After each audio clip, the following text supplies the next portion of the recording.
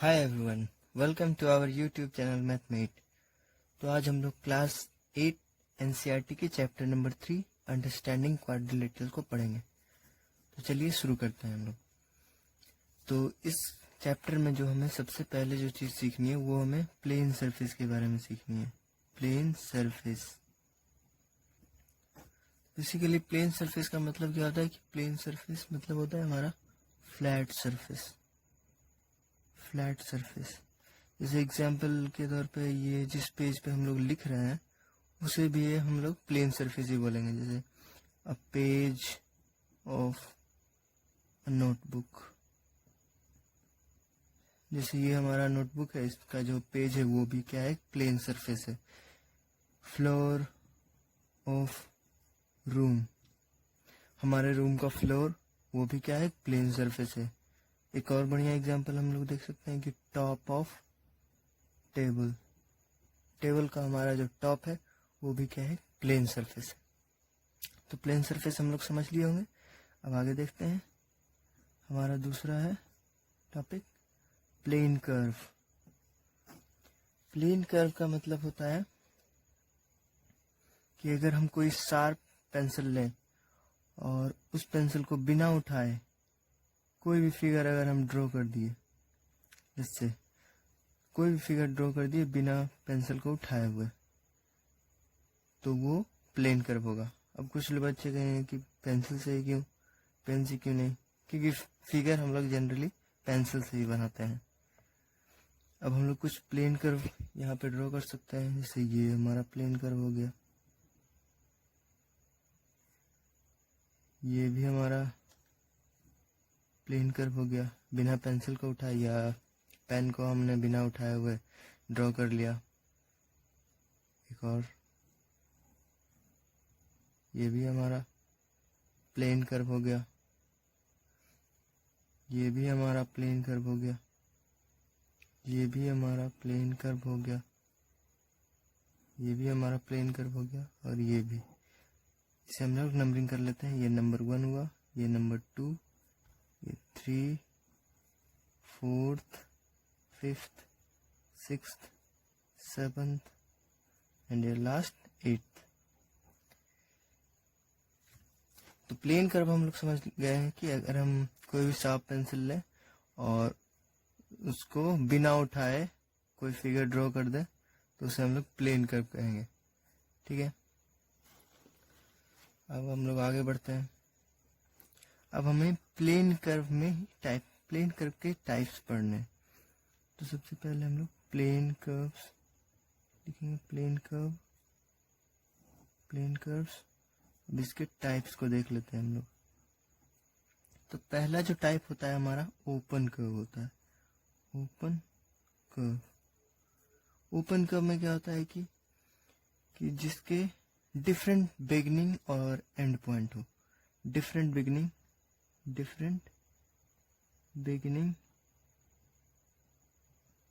And and point, and point और beginning point अलग अलग हो। जैसे हमारा ये वाला, ये यहाँ से शुरू होता है, बिगिनिंग पॉइंट यहाँ हुआ और एंड पॉइंट यहाँ पे हो गया, यानी इसका different beginning and and point है। तो हमारा फर्स्ट क्या हो जाएगा, ओपन कर्व। ये क्या ओपन कर्व होगा, नहीं, क्योंकि ये यहाँ से शुरू हुआ और यहीं पे आके खत्म हो गया, इसका तो different beginning and and point नहीं है, तो ये हमारा ओपन कर्व नहीं होगा। ये होगा क्या, ये भी नहीं होगा, क्योंकि यहाँ से शुरू हुआ यहीं पे आके खत्म हो गया। ये होगा क्या, ये यहाँ से शुरू हुआ यहीं पे आके खत्म हो गया, ये भी नहीं होगा। ये भी नहीं होगा। ये होगा क्या, यहाँ से शुरू हुआ यहाँ पे आके खत्म हुआ, यानी different beginning and and point. ये हमारा एक और मिल गया 6। ये होगा क्या, यहाँ से शुरू हुआ यहाँ पे खत्म हो गया, different beginning and and point. ये भी हमारा हो जाएगा। ये होगा क्या, यहाँ से शुरू हुआ और यहाँ पे खत्म हुआ, ये भी हमारा ओपन कर्व के अंतर्गत 8। ये भी हमारा ओपन कर्व के अंदर आ जाएगा, different beginning and and point. दूसरा जो हमारा टाइप है वो है क्लोज्ड कर्व। क्लोज्ड कर्व, तो क्लोज्ड कर्व में क्या होता है ना कि सेम बिगिनिंग और एंड पॉइंट होना चाहिए, यानी same beginning and and point,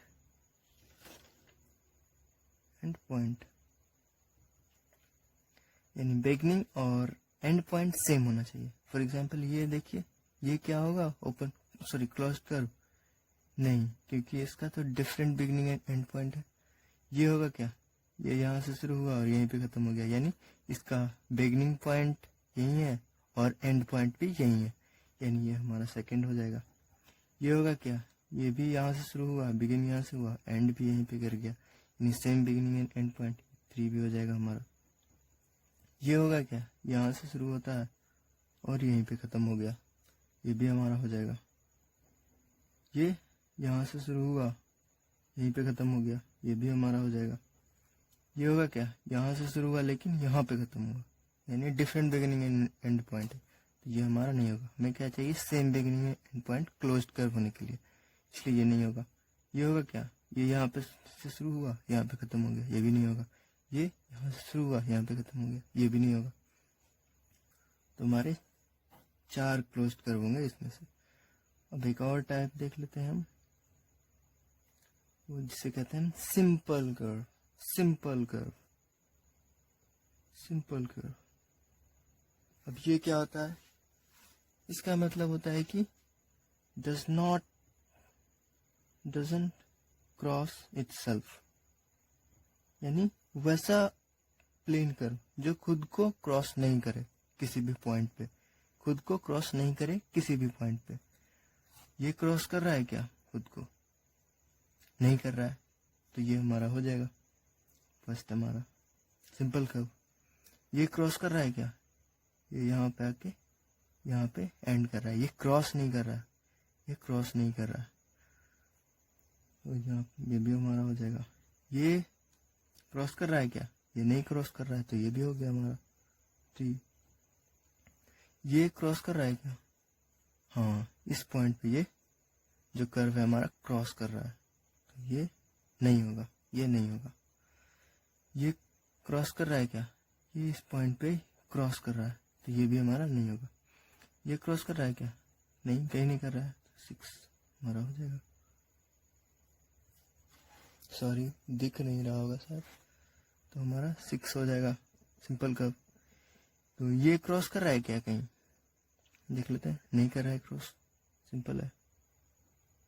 ये क्रॉस कर रहा है क्या, यस इस पॉइंट पे ये क्रॉस कर गया, तो ये हमारा नहीं होगा।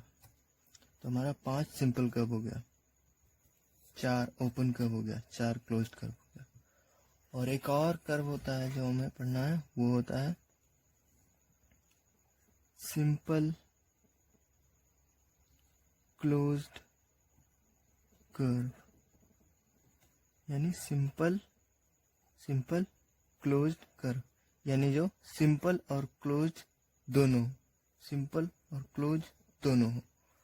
ये क्या है, यानी सिंपल और क्लोज दोनों का मतलब क्या है, वो खुद को क्रॉस भी ना करे और सेम बिगिनिंग और एंड पॉइंट हो उसका, यानी खुद को क्रॉस भी ना करे और सेम बिगिनिंग और एंड पॉइंट हो। फॉर एग्जांपल हम देखते हैं समझने के लिए, ये क्या सिंपल क्लोज्ड कर्व होगा, different beginning and and point हो गया, ये वाला कंडीशन फॉलो नहीं किया तो नहीं होगा, ये 1 नहीं होगा। ये होगा क्या, ये same beginning and and point इसका है और ये क्रॉस भी नहीं कर रहा, तो हमारा 2 हो जाएगा। ऐसे भी समझ सकते हैं कि ये क्लोज्ड कर्व भी है और सिंपल कर्व भी है, तो ये सिंपल क्लोज्ड कर्व हो जाएगा, ठीक है। ये होगा क्या, इसका सेम बिगिनिंग और एंड पॉइंट है और ये क्रॉस भी नहीं कर रहा, ये थर्ड हमारा हो जाएगा। ये होगा क्या, ये नहीं होगा, यहाँ पे क्रॉस कर गया, ये नहीं होगा। ये होगा क्या, ये भी नहीं होगा, क्रॉस कर गया। ये होगा क्या, ये यहाँ से शुरू हुआ, ये same beginning and and point तो इसका नहीं है, क्रॉस भले नहीं कर रहा हो लेकिन same beginning and and point नहीं है, तो ये भी हमारा नहीं होगा। ये होगा क्या, ये भी नहीं होगा। ये होगा क्या, ये भी नहीं होगा। तो हमारा सिर्फ दो ही सिंपल क्लोज्ड कर्व हो गया। सिंपल क्लोज्ड कर्व का मतलब समझ गए कि वैसा कर्व, वैसा प्लेन कर्व जो ना कि खुद को क्रॉस करे और सेम बिगिनिंग और एंड पॉइंट हो उसका। तो चलिए अब हम लोग एक छोटी सी टॉपिक है interior and exterior of a closed curve, तो इसकी बात कर लेते हैं। तो ये हमारा एक क्लोज्ड कर्व है। क्लोज्ड कर्व क्यों है? क्योंकि यहाँ से शुरू हुआ यहीं पे खत्म हो गया है, इसलिए हमारा ये क्लोज्ड कर्व है। और इसका इंटीरियर का मतलब हुआ कि ये जो हमारा जो ग्रीन वाला जो पार्ट है ये हमारा एक क्लोज्ड कर्व है। इसके अंदर वाला जो रीजन, इसके अंदर जो रीजन है वो हमारा क्या हो गया? Interior of the closed curve या इंटीरियर ऑफ द कर्व। और इसके जो बाहर वाला जो रीजन है, उसे हम लोग कहेंगे एक्सटीरियर ऑफ द कर्व। और ये वाला जो ग्रीन वाला जो देख रहे हैं, ग्रीन वाला, ये हम इसे कहेंगे बाउंड्री ऑफ द कर्व। यानी कोई भी क्लोज्ड कर्व जो है वो किसी भी रीजन को तीन पार्ट्स में डिवाइड करता है। पहला हो गया इंटीरियर ऑफ द कर्व, दूसरा बाउंड्री ऑफ द कर्व और तीसरा एक्सटीरियर ऑफ द कर्व। हम लोग आगे बढ़ते हैं और वेरी इंपॉर्टेंट टॉपिक की बात करते हैं जिसका नाम है पॉलीगन्स। तो पॉलीगन्स बेसिकली होता क्या है? तो पॉलीगन्स एक सिंपल क्लोज्ड कर्व भी होते हैं। पॉलीगन्स क्या होते हैं? एक सिंपल क्लोज्ड कर्व होते हैं जो केवल और केवल लाइन सेगमेंट से बना हुआ होता है। एक सिंपल क्लोज्ड कर्व और लाइन सेगमेंट से बना हुआ होता है। तो हम इसे लिख सकते हैं simple closed curve made up only of line segments. एक सिंपल क्लोज्ड कर्व होता है और केवल लाइन सेगमेंट से बना हुआ होता है। तो ये कुछ 8 फिगर्स हैं, इसे आप लोग सोच के बताइए क्या ये इसमें से कौन कौन से पॉलीगन्स हैं और कौन कौन से नहीं है। तो चलिए अब हम लोग देखते हैं कौन कौन से पॉलीगन है और कौन कौन से नहीं है। हमें पॉलीगन्स होने के लिए क्या होना चाहिए? एक सिंपल, कोई भी फिगर को पॉलीगन्स होने के लिए क्या होना चाहिए? वो सिंपल क्लोज्ड कर्व होना चाहिए और वो लाइन सेगमेंट से बना हुआ होना चाहिए। तो देखते हैं ये पॉलीगन है या नहीं। सिंपल कर्व है, सिंपल क्लोज्ड कर्व है, यस सिंपल क्लोज्ड कर्व तो है। लाइन सेगमेंट से बना हुआ है, यस लाइन सेगमेंट से बना हुआ है। तो ये हमारा पॉलीगन्स हो गया। ये सिंपल क्लोज्ड कर्व है, beginning and and point same है, यहाँ से शुरू हुआ यहाँ से खत्म हो, इसमें भी वही बात था। और क्रॉस भी नहीं कर रहा, तो ये सिंपल क्लोज्ड कर्व है और लाइन सेगमेंट से बना हुआ है, यस लाइन सेगमेंट से बना हुआ है। ये लाइन सेगमेंट का मतलब हुआ ये first line segment, second, third, fourth, fifth line segment, यानी हम लोग काउंट कर लेते हैं लाइन सेगमेंट को। और क्या ये पॉलीगन है? सिंपल क्लोज्ड कर्व है, यहाँ से शुरू हुआ यहीं पे खत्म हो गया, लाइन सेगमेंट से बना हुआ है, यस 1 2 3 4 लाइन सेगमेंट से बना हुआ है, यस ये भी सही है, ये भी पॉलीगन है। क्या ये पॉलीगन है? सिंपल क्लोज्ड कर्व तो है, यहाँ से शुरू हुआ यहीं पे खत्म हो गया और लाइन सेगमेंट से बना हुआ है, यस 1 2 3 लाइन सेगमेंट से बना हुआ है, ये भी सही है। क्या ये सिंपल क्लोज्ड कर्व है? नहीं, ये सिंपल क्लोज्ड कर्व नहीं है, क्योंकि ये यहाँ पे क्रॉस कर गया, तो ये पॉलीगन भी हमारा नहीं होगा। क्या ये पॉलीगन है? ये पॉलीगन होने के लिए क्या ये सिंपल क्लोज्ड कर्व है? यस सिंपल क्लोज्ड कर्व है, यहाँ से शुरू हुआ यहाँ पे खत्म हो गया, लाइन सेगमेंट से बना हुआ है, एक लाइन सेगमेंट। देखिए ये लाइन सेगमेंट नहीं है, ये लाइन सेगमेंट नहीं है, तो ये हमारा पॉलीगन नहीं हुआ। ये सिंपल क्लोज्ड कर्व है क्या? यहाँ से शुरू हुआ यहाँ पे खत्म हो गया, ये सिंपल क्लोज्ड कर्व तो है ही नहीं, तो पॉलीगन भी नहीं होगा। ये सिंपल क्लोज्ड कर्व होगा, ये तो यहाँ पे क्रॉस कर गया, ये भी नहीं होगा हमारा, यानी 1 2 3 and 4 are polygons and 4 5 6 and 5 6 7 and 8 are not polygons। तो अब तक हम लोगों ने ये देख लिया कि पॉलीगन कहते किस चिड़िया को, यानी हमें अगर कोई भी फिगर दे दिया जाए तो हम लोग बता सकते हैं कि ये पॉलीगन है या नहीं। तो चलिए अब हम लोग देखेंगे side, vertices and diagonals of a polygon, यानी किसी भी पॉलीगन का साइड, वर्टिसेस एंड डायगोनल्स क्या होते हैं। सपोज करें कोई भी ये पॉलीगन, ये हमारा एक पॉलीगन सिंपल क्लोज कर्व है, made up of entirely line segment है। पॉलीगन ये तो है, इसमें तो कोई डाउट नहीं होना चाहिए। हम लोग इसको नाम दे देते हैं ABCDE, यानी ये पॉलीगन ABCDE है। अब साइड का मतलब क्या होता है? Side of a polygon, side of a polygon means a line segment forming a polygon, यानी वो लाइन सेगमेंट जो इस पॉलीगन को फॉर्म कर रहा है, वो लाइन सेगमेंट जो इस पॉलीगन को फॉर्म कर रहा है। ये AB हमारा एक लाइन सेगमेंट है, AE, ED, DC, CB, ये सारे लाइन सेगमेंट मिलके इस पॉलीगन को बना रहे हैं, तो उसे ही हम कहेंगे इस पॉलीगन का साइड, यानी साइड ऑफ ए पॉलीगन, यानी line segment forming a polygon, वो लाइन सेगमेंट जो पॉलीगन को फॉर्म कर रहा है। अब हम लोग देखते हैं वर्टिसेस। उसे देखने से पहले हम लोग देखते हैं इसके साइड्स को। साइड्स हमें इसमें क्या क्या मिल जाएंगे? AB हमारा साइड हो गया, BC हो गया, वो लाइन सेगमेंट जो इस पॉलीगन को फॉर्म कर रहे हैं, AB, BC, CD हो गया, DE हो गया और ये हो गया।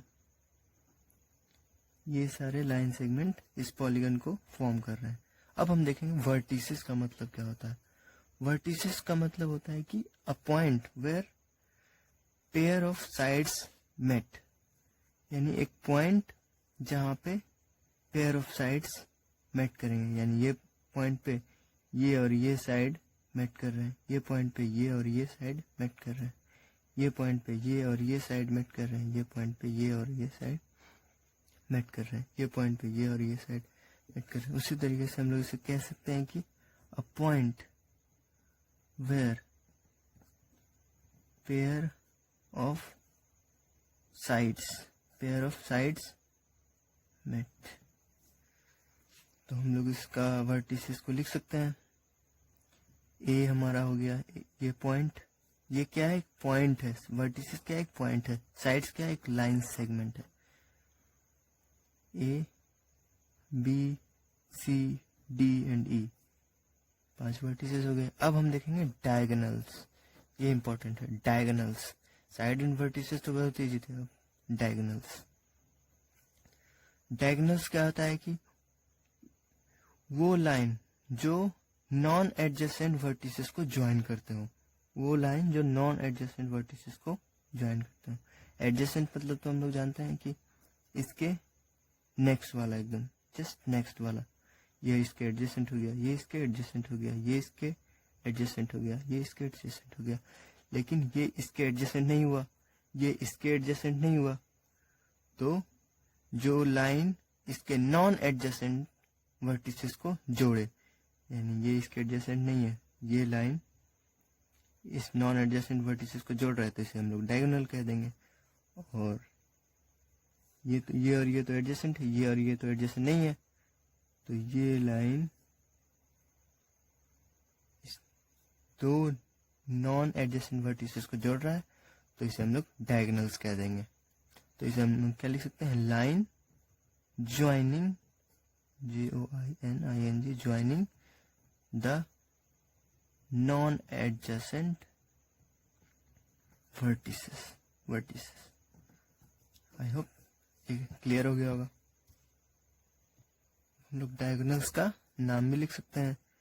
ये हमारा डायगोनल्स AC हो गया और एक हमारा डायगोनल्स AD हो गया, AC एंड AD। तो इस जो पॉलीगन है इसमें 5 साइड्स होंगे और 5 वर्टिसेस होंगे और 2 डायगोनल्स होंगे। तो हम लोगों ने ये देख लिया पॉलीगन क्या होते हैं, साइड, वर्टिसेस और उनके डायगोनल्स को भी देख लिया। अब हम लोग बात करेंगे पॉलीगन्स के टाइप्स की, पॉलीगन के टाइप्स की। तो पॉलीगन्स के 2 टाइप्स हैं, कन्वेक्स और कनकेव, कन्वेक्स पॉलीगन और कनकेव पॉलीगन। बेसिकली ये जो टाइप्स हमने ये डायगोनल्स के बेसिस पे हम लोगों ने किया है, डायगोनल्स यानी दुनिया का कोई भी पॉलीगन या तो कन्वेक्स होगा या कनकेव होगा, या तो कन्वेक्स होगा या कनकेव होगा। ये हम कैसे पता करेंगे, ये हम डायगोनल्स की मदद से पता करेंगे। यानी कौन है कि अगर कोई भी अगर डायगोनल्स हो पॉलीगन का, जैसे ये हमारा एक पॉलीगन है, ठीक है, ये हमारा एक पॉलीगन है, इसका डायगोनल्स, ये डायगोनल हो गया, ये हमारा डायगोनल हो गया, ये भी डायगोनल हो गया, इसका ये भी डायगोनल हो गया, ये भी डायगोनल हो गया, ये भी डायगोनल हो गया, ये भी डायगोनल हो गया। तो इसको जितने सारे डायगोनल्स हैं, सारे डायगोनल्स, इसके सारे डायगोनल्स देखिए, सारे के सारे डायगोनल्स इस पॉलीगन के अंदर ही है, यानी इस पॉलीगन के इंटीरियर पार्ट में ही है, इस पॉलीगन के इंटीरियर पार्ट में ही है। तो ऐसे पॉलीगन को हम लोग क्या कहेंगे, कॉन्वेक्स पॉलीगन। और भी एग्जांपल हम लोग रख सकते हैं, ये हमारा क्वाड्रिलेटरल है, इसके डायगोनल्स नॉन एडजेसेंट वर्टिसेस को ज्वाइन करेंगे, इसमें भी हम लोगों ने वही किया, नॉन एडजेसेंट वर्टिसेस को। इसके भी डायगोनल्स इसी पॉलीगन के अंदर में, इसके भी डायगोनल्स इसी पॉलीगन के इंटीरियर में, यानी ये भी कॉन्वेक्स हो जाएगा। और वैसे डायगोनल्स वैसे पॉलीगन जिसके डायगोनल्स जो होते हैं वो पॉलीगन्स के बाहर आ जाते हैं, वो पॉलीगन्स के बाहर आ जाते हैं। लेट्स से एक एग्जांपल की मदद से समझेंगे। ये एक हमारा पॉलीगन है, ठीक है, पॉलीगन है, और इसके डायगोनल्स हम फाइंड करते हैं। ये हमने नॉन एडजेसेंट वर्टिसेस को ज्वाइन कर दिया, तो देखिए ये जो डायगोनल्स है इस पॉलीगन के बाहर में आ गया, बाहर आ गया, एक्सटीरियर पार्ट में आ गया, एक्सटीरियर में आ गया। तो ये हो गए कनकेव पॉलीगन्स। और भी एग्जांपल हो सकते हैं, जैसे ये हमारा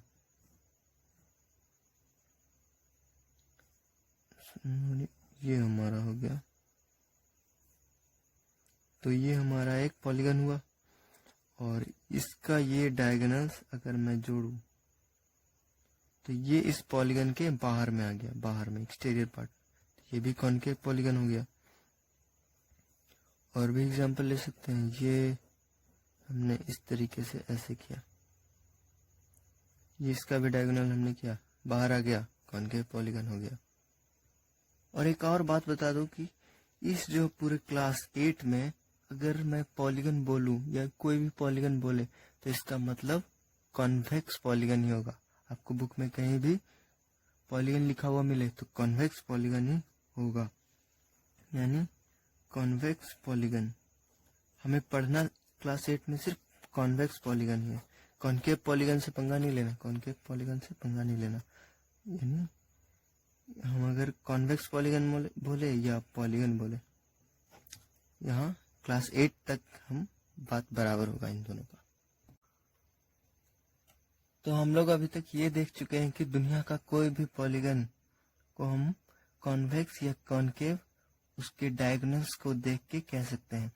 उसी तरीके से हम लोग दुनिया का कोई भी पॉलीगन को रेगुलर और इर्रेगुलर कह सकते हैं, उसके इंटीरियर एंगल, उसके इंटीरियर एंगल्स और एंड उसके साइड्स को देखकर। तो चलिए रेगुलर को समझते हैं, रेगुलर पॉलीगन को, कि कोई भी पॉलीगन रेगुलर तभी होगा जब उस पॉलीगन का all sides are of equal length, पूरा साइड यानी सारा का सारा साइड जो हो इक्वल लेंथ का हो, and its interior angles are of equal measure, equal measure यानी पूरा सारा साइड इक्वल होना चाहिए और उसका सारा इंटीरियर एंगल का मेजर जो होना चाहिए वो भी इक्वल होना चाहिए। For example equilateral triangle, equilateral triangle में क्या होता है, ये साइड ये साइड ये साइड तीनों साइड इक्वल होता है, और तीनों साइड मतलब तीनों साइड इक्वल होता है और तीनों एंगल भी बराबर होता है, तीनों एंगल भी बराबर होता है। और एक और एग्जांपल हम देखें, स्क्वायर में क्या होता है, चारों एंगल इंटीरियर एंगल चारों इंटीरियर एंगल क्या होता है, 90 डिग्री 90 डिग्री 90 डिग्री, ये भी 90 डिग्री, और चारों साइड भी इक्वल होते हैं स्क्वायर के केस में भी। तो ये भी हमारा क्या हो गया, रेगुलर पॉलीगन, रेगुलर पॉलीगन। और इर्रेगुलर पॉलीगन में क्या होता है कि अगर साइड इक्वल नहीं है, यानी हम ये कह सकते हैं कि वैसे पॉलीगन जो रेगुलर नहीं है तो वो इर्रेगुलर हो जाएंगे। polygons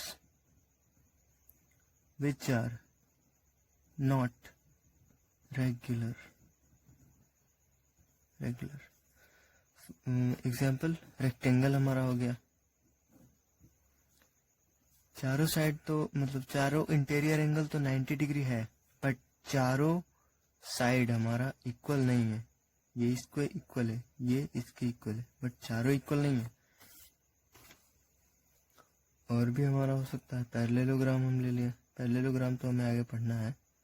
पैरेललोग्राम चारों एंगल इक्वल तो नहीं हो सकता, चारों एंगल तो इक्वल नहीं हो सकता, ऑपोजिट एंगल इक्वल होते हैं, ये एंगल इसको इक्वल होते हैं, अपोजिट एंगल ये इसके इक्वल होते हैं, ये इसके इक्वल होते हैं। सो चारों एंगल इक्वल नहीं है तो, या फिर चारों साइड भी इक्वल नहीं है, दोनों होना चाहिए, चारों एंगल भी इक्वल होना चाहिए और चारों साइड भी इक्वल होना चाहिए, तभी ये होता रेगुलर पॉलीगन। बट यहाँ तो ऐसा नहीं हो रहा है, तो ये भी रेगुलर पॉलीगन नहीं होगा, ये भी रेगुलर पॉलीगन नहीं होगा। तो आई होप अब आप लोग समझ गए होंगे कि रेगुलर और इरेगुलर पॉलीगन क्या होता है। और एक और जरूरी बात, ये जो हमारा पॉलीगन है ये क्या है, ये इसके डायगोनल्स तो होंगे ही नहीं, तो ये हमारा, और इसके डायगोनल्स तो बाहर होंगे ही नहीं क्योंकि है ही नहीं डायगोनल्स, तो बाहर क्या होंगे, ये हमारा कॉन्वेक्स पॉलीगन हो जाएगा, ये भी हमारा कॉन्वेक्स पॉलीगन हो जाएगा। यानी हम ये कह सकते हैं कि all regular polygons are convex, सारा रेगुलर पॉलीगन जो होता है वो कॉन्वेक्स होता है, कॉन्वेक्स पॉलीगन होता है। और इर्रेगुलर पॉलीगन ये हमारा रेक्टेंगल है, यानी इर्रेगुलर पॉलीगन, इसमें तो डायगोनल्स देखिए अंदर ही है, डायगोनल्स अंदर भी है, तो ये हमारा कॉन्वेक्स हो गया, कॉन्वेक्स पॉलीगन। ये पैरेललोग्राम में भी डायगोनल्स अंदर ही है, हमारा कॉन्वेक्स हो गया। और कुछ अगर हम ऐसा फिगर बना दें, ऐसा फिगर, तो ये रेगुलर पॉलीगन तो होगा नहीं, साइड तो इक्वल होगा नहीं, रेगुलर पॉलीगन होगा नहीं, और ये कॉन्वेक्स भी नहीं होगा क्योंकि ये डायगोनल्स हमने ड्रॉ किया, ये बाहर आ गया, तो ये कॉन्वेक्स भी नहीं होगा, ये हो जाएगा कॉनकेव। तो हम ये कंक्लूजन पे पहुंचे कि irregular polygons can be convex और कॉनकेव,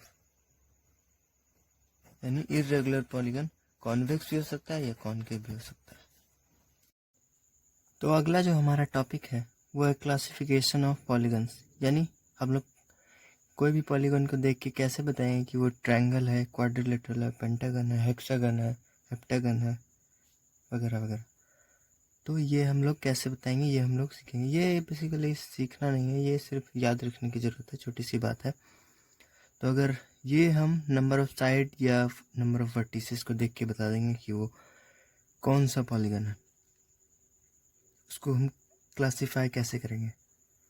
तो अगर नंबर ऑफ साइड 3 रहेगा तो हम उसे ट्रायंगल कहेंगे, कुछ इस तरीके का फिगर। नंबर ऑफ साइड अगर 4 रहा तो हम उसे क्वाड्रिलेटरल कहेंगे, कुछ इस तरीके का फिगर, 4 साइड है। नंबर ऑफ साइड या नंबर ऑफ वर्टिसेस अगर 5 रहा तो हम उसे पेंटागन कहेंगे, कुछ इस तरीके का। नंबर ऑफ साइड अगर 6 रहा तो हम उसे हेक्सागन, कुछ इस तरीके का। नंबर ऑफ साइड अगर 7 रहा तो हम उसे हेप्टागन कहेंगे, कुछ इस तरीके का फिगर होगा। यहाँ पे मैंने वर्टिसेस को भी हाईलाइट कर दिया है ताकि आपको समझने में आसानी हो।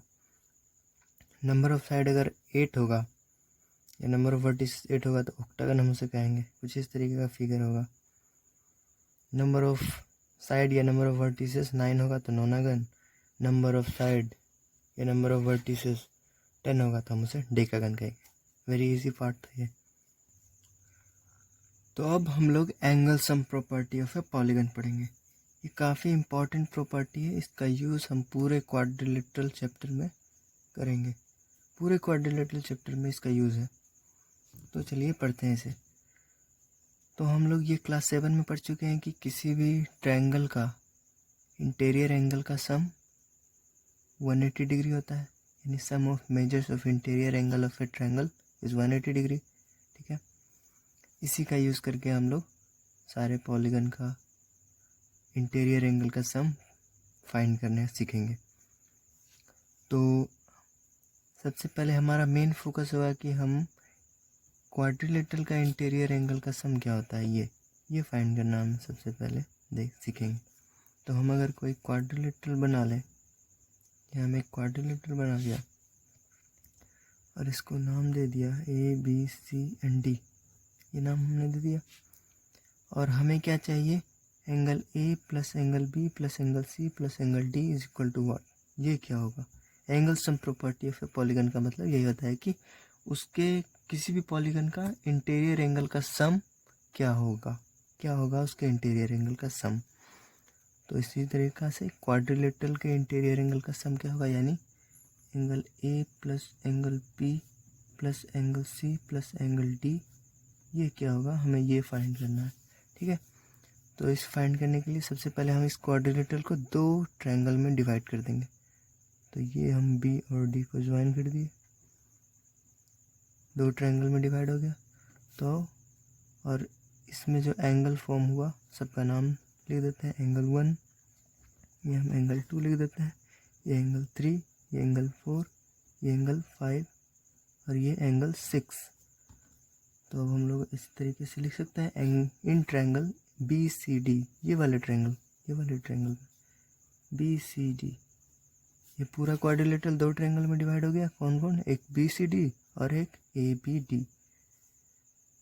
तो इन ट्रायंगल BCD क्या हो जाएगा, angle 1 plus angle 2 plus angle 3 is equal to 180 degree.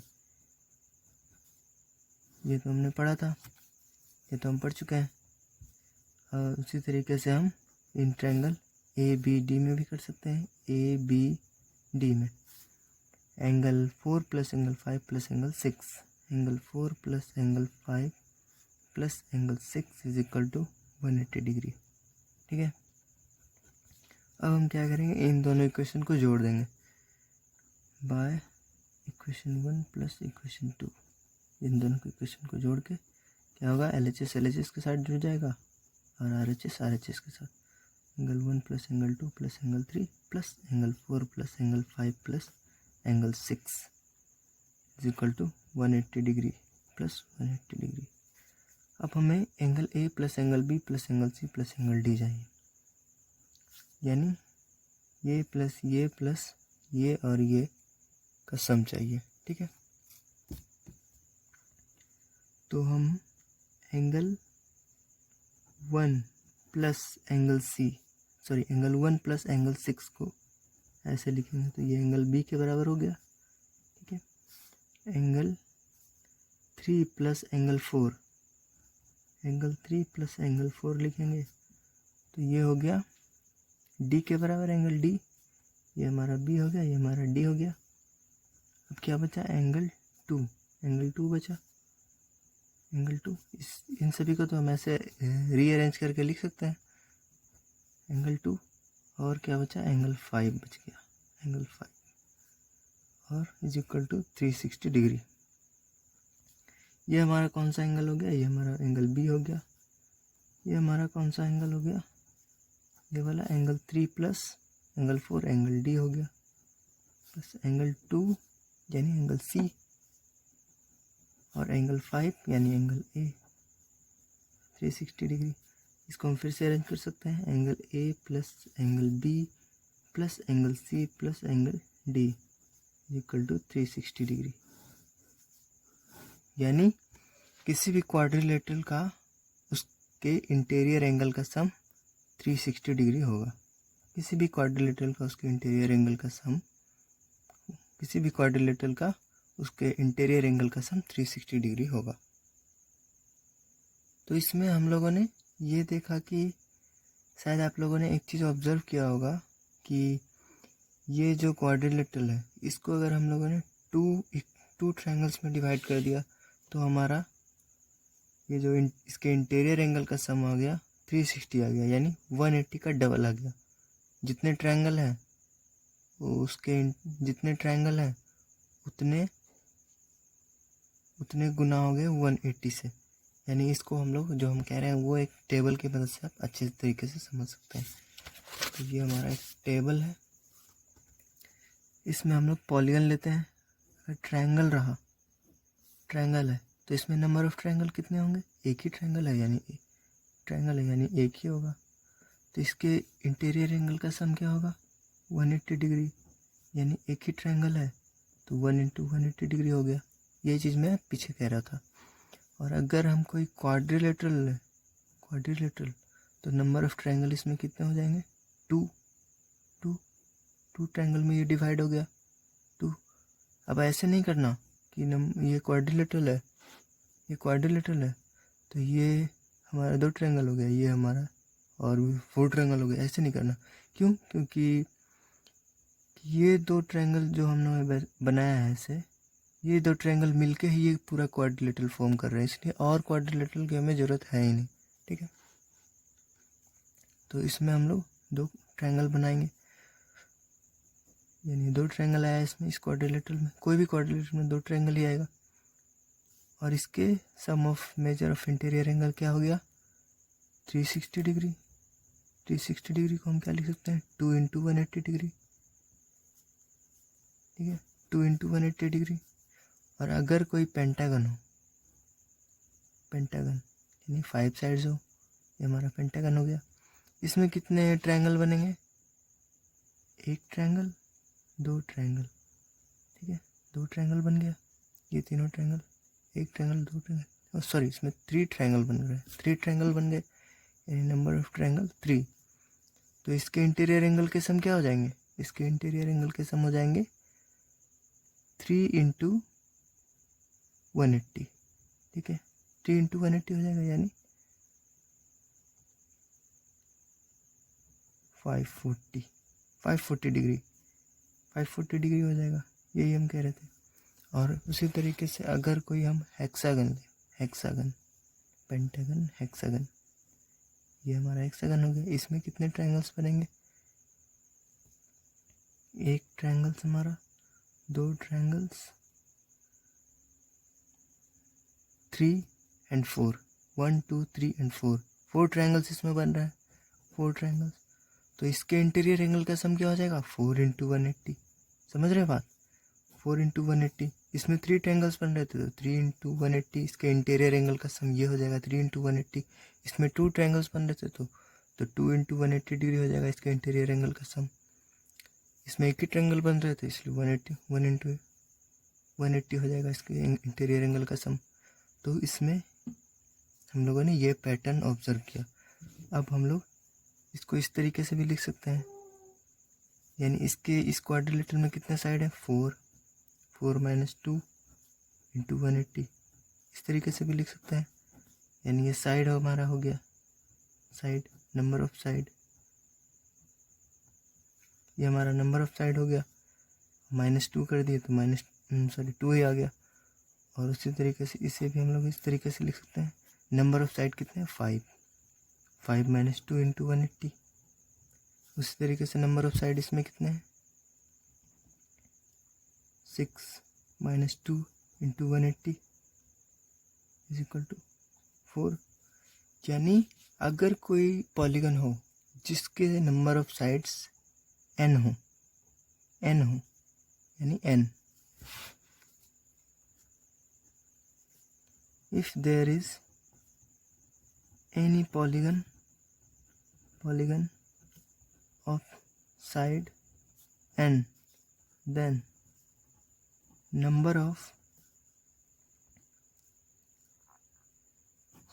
sum of measures of interior angle is equal to क्या होगा, नंबर ऑफ साइड यहाँ पे आ रहा है, number of side n minus 2 into 180 degree. यानी कोई भी पॉलीगन हो जिसके, अगर कोई भी पॉलीगन हो और हमें उसका अगर इंटीरियर एंगल का सम फाइंड करना हो तो हम ये वाला फॉर्मूला अप्लाई कर देंगे। ठीक है, इसे हम लोग यूज़ भी कर सकते हैं, यूज़ करते हैं। अगर हमें कहा जाए कि अगर मान लो डेकागन जिसके 10 साइड्स होते हैं, 10 साइड्स होते हैं डेकागन 10 साइड्स। अब हमें इसका इंटीरियर एंगल का सम फाइंड करना है, इंटीरियर एंगल, तो हम लोग क्या करेंगे, n माइनस 2 इंटू 180 डिग्री ये फॉर्मूला अप्लाई कर देंगे। n side, number of side कितने हैं, यहाँ n क्या है, number of sides of polygon. ठीक है, पॉलीगन, यहाँ n माइनस 2 इंटू 180 यानी 10 माइनस 2 इंटू 180। ठीक है, तो 8 इंटू 180 डिग्री 144 डिग्री 144 0 डिग्री इतना हो जाएगा हमारा। ठीक है, तो आई होप अगर आपको अगर कोई भी पॉलीगन दिया जाए तो आप उसके इनमें इंटीरियर एंगल का सम आसानी से अब फाइंड कर सकते हैं n माइनस 2 इंटू 180 डिग्री का फॉर्मूला अप्लाई करके। तो अब हम लोग कुछ इंपॉर्टेंट फार्मूले देख लेते हैं। तो ये फार्मूले हम लोगों ने देख लिए हैं कि sum of measure of all interior angle of a polygon n minus 2 into 180, ये फार्मूला तो हम लोग जान चुके हैं। अब हम लोग एक और फार्मूला देखेंगे, etch interior angle of n sided regular polygon is equal to n minus 2 into 180 degree n minus 2 into 180 degree by n। ये भी हमारा एक फार्मूला है। यानी कहने का मतलब हुआ कि कोई भी अगर हमें रेगुलर पॉलीगन दिया हुआ रहे तो हम उसके इच इंटीरियर एंगल को कैसे निकालेंगे, यानी प्रत्येक इंटीरियर एंगल का मेज़र कैसे निकालेंगे, हम इस फॉर्मूले को अप्लाई कर देंगे। तो हम एक एग्जांपल ले लेते हैं इसको समझने के लिए, कि अगर मैं कहूँ कि आप स्क्वायर का इच इंटीरियर एंगल का मेज़र निकालिए, इच इंटीरियर एंगल क्या होगा ये हमें बताइए। तो स्क्वायर है, स्क्वायर तो हम लोग जानते हैं रेगुलर पॉलीगन होता है। रेगुलर पॉलीगन मतलब सारे साइड्स इक्वल होने चाहिए, इक्वल लेंथ के होने चाहिए और सारे एंगल इक्वल मेजर के होने चाहिए। तो हम इसमें क्या करेंगे, रेगुलर पॉलीगन तो है तो हम फार्मूला अप्लाई कर देंगे, n माइनस 2, n की जगह पे हम 4 लिखेंगे। n क्या है, नंबर ऑफ साइड्स है, ये तो जान चुके हैं आप। n minus 2 into 180 degree by n यानी 4, 2 इंटू 180 डिग्री बाय 4, 2 टू 4, 290। यानी स्क्वायर का each interior angle 90 degree 90 degree 90 degree 90 degree. ठीक है, उसी तरीके से अगर मैं एक और एग्जांपल लूँ, अगर मैं कहूँ रेगुलर हेक्सागन का हमें ईच इंटीरियर एंगल का मेजर बताइए, ईच इंटीरियर एंगल बताइए। ठीक है, तो इसमें क्या करेंगे, फार्मूला अप्लाई कर देंगे, n minus 2 into 180। Regular hexagon में कितने साइड्स होंगे, 6 माइनस 2 6 साइड्स होंगे, 6 माइनस 2 किया 180 डिग्री बाय 6, ठीक है। 4 इंटू 180 डिग्री बाय 6, 31 में कट गया 120 डिग्री। यानी कोई भी अगर रेगुलर हेक्सागन को हम ड्रॉ कर सकते हैं 1 2 3 4 5 6, कुछ इस तरीके का हमारा रेगुलर हेक्सागन आएगा। सारे साइड्स इक्वल होंगे और सारे एंगल्स भी इक्वल होंगे, यानी 120 120, ये भी 120, ये भी 120, ये भी 120, ये भी 120 डिग्री, ठीक है।